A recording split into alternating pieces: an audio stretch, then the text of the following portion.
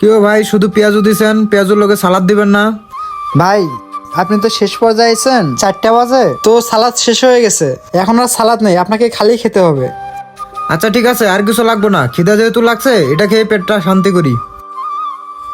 আচ্ছা ঠিক আছে ভাই, অন্য কিছু লাগলে আমরা জানাইন, ঠিক আছে ভাই? টেবিলটা পরিষ্কার করে নেই, মহাজন আবার দেখলে চিল্লাচিল্লি করবে।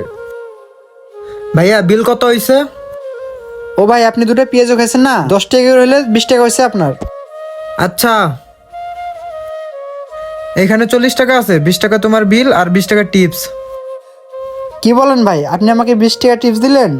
তুমি জানো তোমাকে আমি 20 টাকা কেন বেশি দিলাম? কারণ তোমার ব্যবহারটা আমার কাছে অনেক ভালো লাগছে। আচ্ছা ঠিক আছে ভাই, আবার আসবেন। চালু করে যাই, ও আবার কাজে ফাঁকি দিতেছে না তো? কিরে, ওখানে যে একটা ছেলে পেঁয়াজু খাইছিল, বিল দিয়ে গেছে? জি মহাজন সাহেব, দুটো পেঁয়াজও খাই গেছে, এই জন্য 20 টাকা। আচ্ছা ঠিক আছে। কি ব্যাপার, ওর হাতে দেখি 20 টাকা? কিরে, তোর হাতে দেখি 20 টাকা, এটা কিসের টাকা? ভাই ওই লোকটা আমাকে খুশি হয়ে 20 টাকা টিপস দিয়ে গেছে।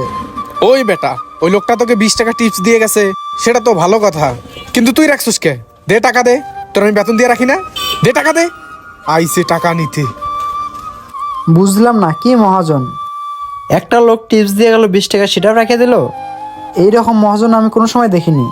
আর আমার সাথে কোনো সময় ভালো ব্যবহার করে না, সবসময় খারাপ ব্যবহার করেই থাকে। কালকের থেকে কাজে আসবো না, প্রয়োজনে না খায়া থাকুন, তারপর এরকম মহাজনের হোটেলে আর কাজ করুম না। ভাই কেউ আছেন? নাস্তা দিয়েন তো। ভাই এই নেন আপনার নাস্তা। কি ব্যাপার ভাই, আপনি কেন নাস্তা নিয়ে আসলেন? আপনার কর্মচারী কোথায়? আরে ভাই আর বললেন না, ওই কর্মচারী তো আমার ব্যবসা ধ্বংস করে ছাড়ছে। আর ওই যে এত খারাপ, আমি সেটা কখনো জানতাম না। কেন ভাই, কি করছে ও? ও হুট করে আমার এই হোটেলে আসা বন্ধ করে দিছে।